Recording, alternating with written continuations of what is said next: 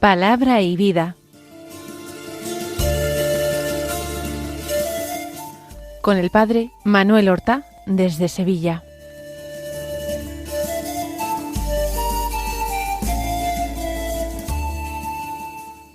En el nombre del Padre, y del Hijo, y del Espíritu Santo. Amén. Alabados sean Jesús y María. Muy buenos días, queridos amigos, oyentes de Radio María y seguidores del programa Palabra y Vida. Hoy es el sábado de la primera semana del tiempo ordinario.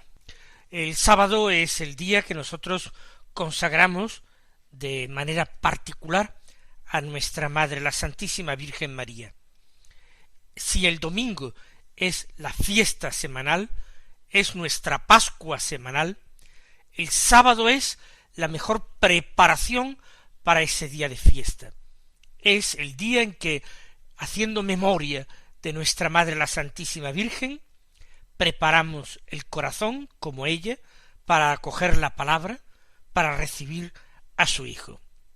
Y no solamente para recibirlo de cualquier manera, deprisa y corriendo, sin atención ni respeto, sino para entronizarlo en nuestro corazón, para darle el lugar que le corresponde en nuestra vida, y ese lugar no es otro que el primer puesto de nuestra propia vida.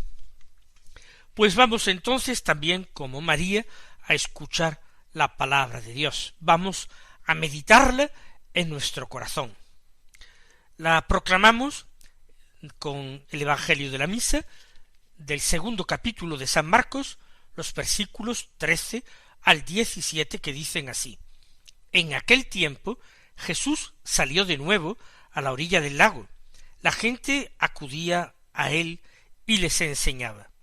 Al pasar vio a Leví, el de Alfeo, sentado al mostrador de los impuestos, y le dijo: Sígueme. Se levantó y lo siguió.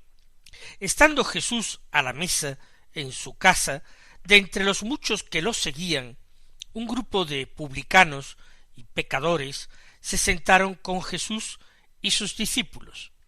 Algunos escribas fariseos, al ver que comía con publicanos y pecadores, les dijeron a los discípulos: ¿De modo que come con publicanos y pecadores? Jesús lo oyó y les dijo: No necesitan médico los sanos, sino los enfermos. No he venido a llamar a los justos, sino a los pecadores.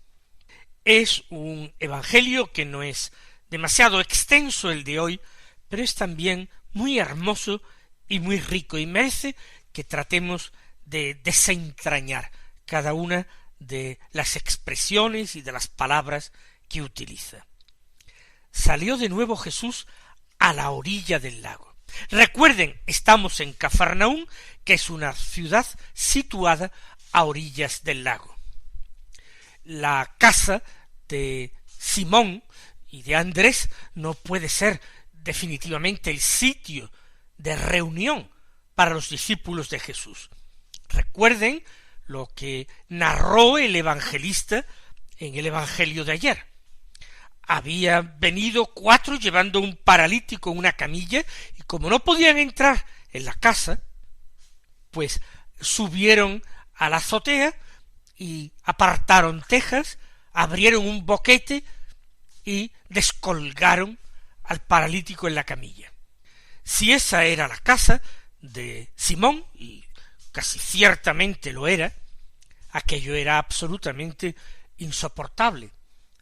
Se habría producido un boquete en el techo suficiente como para que pasara una camilla. Y Simón vivía tal vez con su hermano y con su esposa, suegra, hijos. El Señor no podía tomar la casa de Pedro como el sitio usual de sus predicaciones, más aún cuando sus seguidores habían aumentado de una forma extraordinaria y en la casa apenas cabían unos pocos. Como Jesús ya no predica solamente el sábado por la mañana en la sinagoga, sino que lo buscan todos los días, a todas las horas. El Señor busca espacio. Por eso sale a la orilla del lago, un lugar donde se puede reunir más fácilmente la gente. La gente allí acudía y él les enseñaba. Este era el lugar tan sencillo, tan modesto, donde el Señor ejercía su magisterio. A veces nosotros queremos tener toda suerte de comodidades para escuchar la palabra de Dios, para leerla, para meditarla. Sin embargo, aquellas gentes se conformaban desde lejos con los apretujones de la multitud a orillas del lago, escuchar a Jesús, de pie o como pudieran. Y hay que darse cuenta de que no es la reunión de todas las condiciones exteriores más favorables lo que va a conseguir la conversión de nuestro corazón, sino que abramos este corazón con la fe y el amor que ya han sido infundidos en ellos desde el sacramento del bautismo, que los abramos a la gracia, que nosotros escuchemos la palabra de Dios como podamos, quizás en nuestra casa, quizás incluso en el lecho antes de levantarnos, otras personas quizás mientras van a su trabajo en el coche o llevan los niños a la escuela, mientras desayunan, mientras se arreglan, da lo mismo escuchar la palabra de Dios con el corazón abierto, en medio de muchas ocupaciones y preocupaciones, pues claro está, en medio de nuestros trabajos, de las ocupaciones cotidianas, claro está que sí, pero escuchar esa palabra de Dios y tratar de guardarla en nuestro interior. Si ese momento en que escuchamos no es el momento más adecuado para meditar la palabra, no importa, recordemos a nuestra Madre la Santísima Virgen. Recojamos todo lo que podamos de esta palabra en nuestra memoria, en nuestra mente, en nuestro recuerdo, que a lo largo del día seguramente brotará una chispa, brotará una pequeña gota, o será acaso que descubramos y encontremos una migaja que se había quedado allí, y con ello podremos nosotros alimentarnos, y con ello podremos saciar nuestra hambre y nuestra sed de Dios, tenerlo por completamente seguro y cierto, cuando de nuestra parte ponemos lo que podemos, cuando hacemos de nuestra parte lo posible, lo razonablemente posible por atender a la palabra de Dios, el Señor dará facilidades, hará brotar las aguas en el desierto, y de repente nos encontraremos en medio de nuestros trabajos y ocupaciones, con el corazón ardiente, o con los ojos llenos de lágrimas, con el recuerdo de esa palabra y con la recepción de esa gracia del Señor.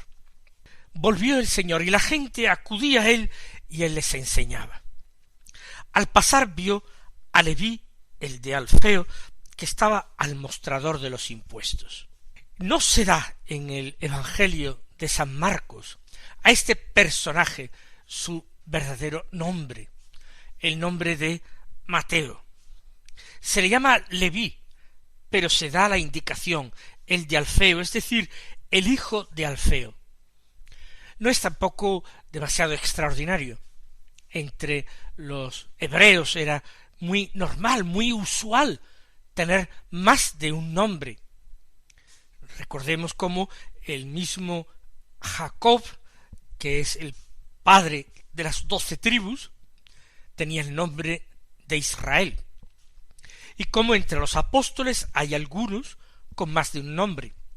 Recordemos Natanael, Bartolomé, o Simón, o Cefas, o Pedro, que le puso Jesús, y así. Pues bien, Leví, el de Alfeo, es el apóstol que escribió el primer evangelio, Mateo, y nos ha dicho que es publicano, está sentado al mostrador de los impuestos para cobrar un impuesto que se recaudaba para el Imperio Romano, un impuesto llamado el publicum, porque debía pagarlo todo el mundo. Y estos tributos, este tributo general, se arrendaba a aquellas personas que lo adquirían en una subasta durante un año. Lo adquirían por una cantidad que debían desembolsar inmediatamente, con lo cual la administración romana se despreocupaba de ese cobro del publicum. Y el publicano, que así se llamaba, porque era el encargado entonces de recobrar lo invertido, cobrándoselo a la gente, el publicum, pues se preocupaba de establecer oficinas en todos los pueblos para cobrarlo. Evidentemente, si la gente no quisiera pagar, el publicano tendría que acudir a la autoridad romana para que ella lo exigiese de una forma coercitiva. Leví, Mateo, ya hemos dicho, está en Cafarnaúm ejerciendo esa profesión. Es un buen sitio, porque el pueblo tiene importancia y tiene riqueza. Pero Jesús, que se dirige a la orilla del lago, ve al pasar, ve de camino, en una plaza, en una calle donde él tenga su mesa y esté sentado allí cobrando a los que pasan. Jesús le dijo solamente: sígueme.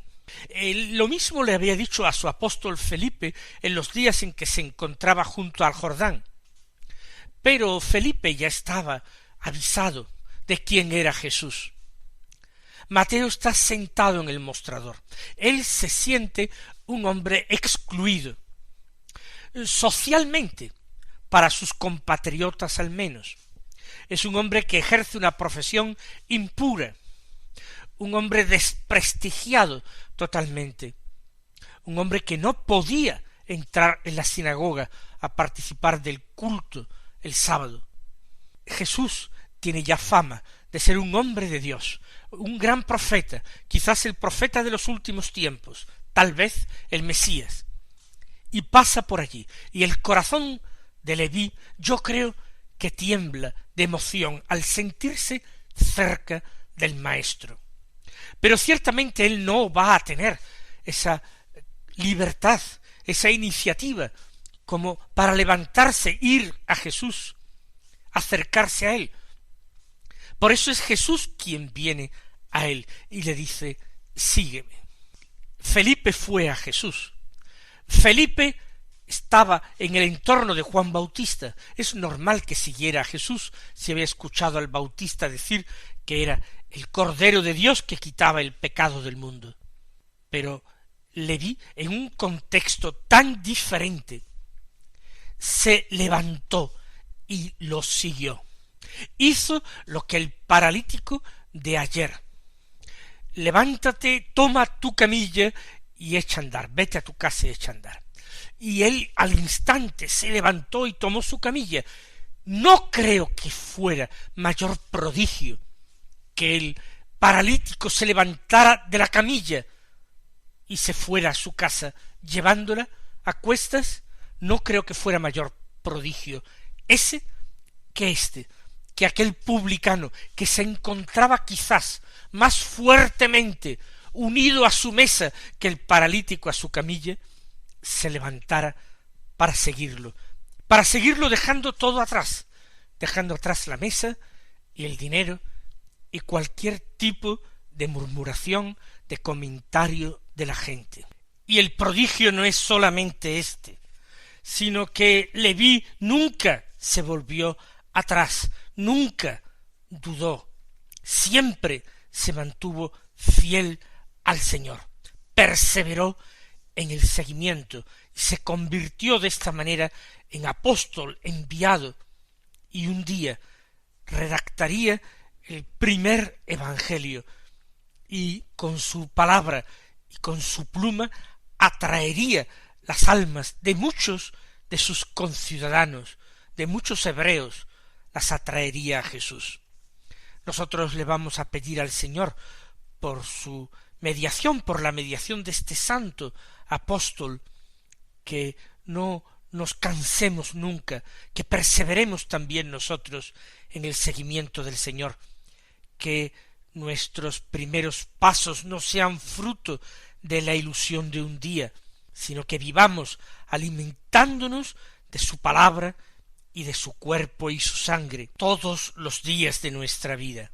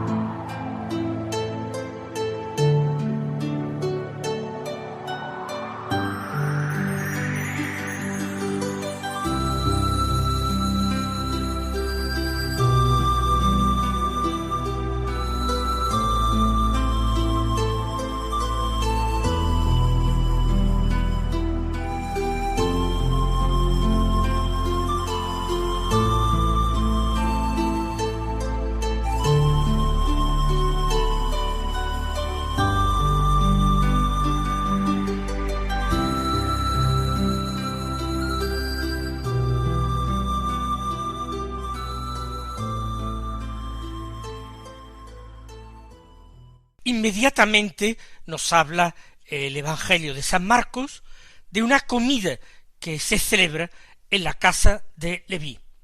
Se da por supuesta la invitación, después quizás de una mañana pasada junto a la orilla del lago, predicando a todo el que quisiera oírle.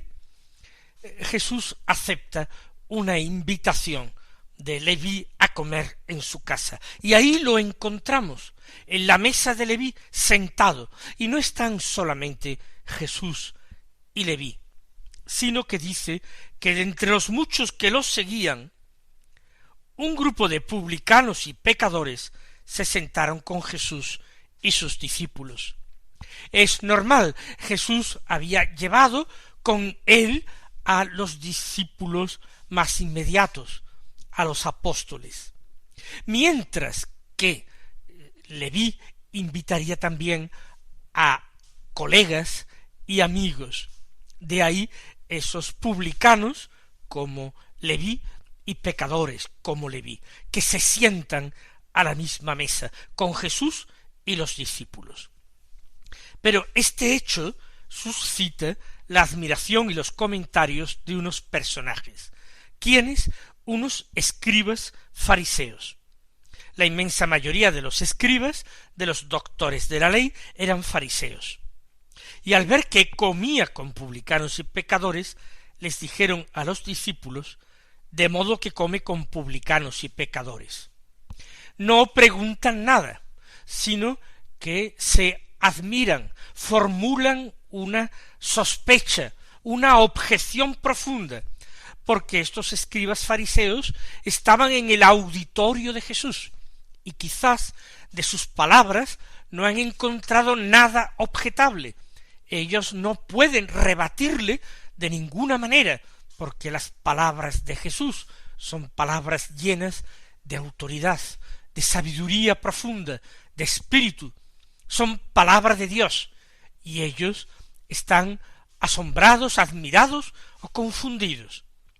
Pero el hecho de que se siente a la mesa con pecadores, que se siente a la mesa en casa de un pecador, es chocante.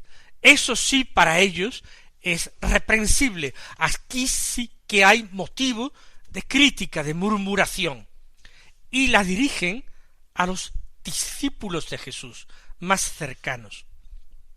Quizás quieren influir en ellos, quizá quieren socavar la confianza que ellos habían puesto en Jesús, de modo que come con publicanos y pecadores. Es una forma de decir, un hombre santo, un profeta, no haría eso. Hay un refrán en castellano que dice, Dios los cría y ellos se juntan. Si él se sienta con pecadores, debe ser igualmente un pecador, al menos un hombre que queda impuro según la ley. Sentarse a la mesa es mucho más que comer. Compartir la comida es compartir la vida, establecer una alianza, un vínculo de amistad. Por eso el gesto de Jesús les resulta chocante, por ser él un hombre que tiene fama de santidad y se está constituyendo en maestro, en rabí, aunque no haya estudiado en ninguna parte. ¿Quién le niega semejante título cuando tiene tal cantidad de seguidores? Los discípulos es posible que no supieran responder adecuadamente a esta objeción. Quizás algunos lo harían llevados por su amor a Jesús y por la entrega de sus propias vidas que habían hecho a Jesús. Sin embargo, seguramente su defensa del Señor no sería del todo acertada, porque el mismo Jesús, el que va a tomar la palabra para justificar su postura. Dice el evangelista San Marcos que Jesús lo oyó. No sabemos si lo oyó de una forma natural, porque fueron poco discretos, o lo oyó de una forma sobrenatural, como había oído las objeciones de estos mismos personajes en el Evangelio de ayer, mientras estaba en la casa, cuando había perdonado los pecados al hombre paralítico, antes de decir que se pusiera en pie y tomara la camilla y se marchara a su casa. Jesús oyó la murmuración de sus corazones. Aquí, por tanto, no sabemos si es un oír natural o sobrenatural, pero contesta de cualquier forma. No necesitan médico los sanos, sino los enfermos. Es un extraordinario argumento. Según los profetas, Dios mismo buscaría a las ovejas perdidas, para curarlas, para reunirlas. Y Jesús se presenta ahora como médico, se presenta para sanar y curar, actuando en nombre de Dios, actuando como Dios mismo que era. Los sanos no tienen necesidad de ser curados. Lo que ocurre es que habría que preguntarse, ¿y quién es sano para Dios? Y termina afirmando, no he venido a llamar a los justos, sino a los pecadores. Entendieron aquellos escribas que ellos también eran pecadores y por tanto estaban siendo ellos también llamados. No sé si ellos lo entendieron, pero nosotros sí, y le damos gracias y respondemos al Señor diciéndole que queremos ser curados por Él. Él os bendiga y hasta mañana si Dios quiere.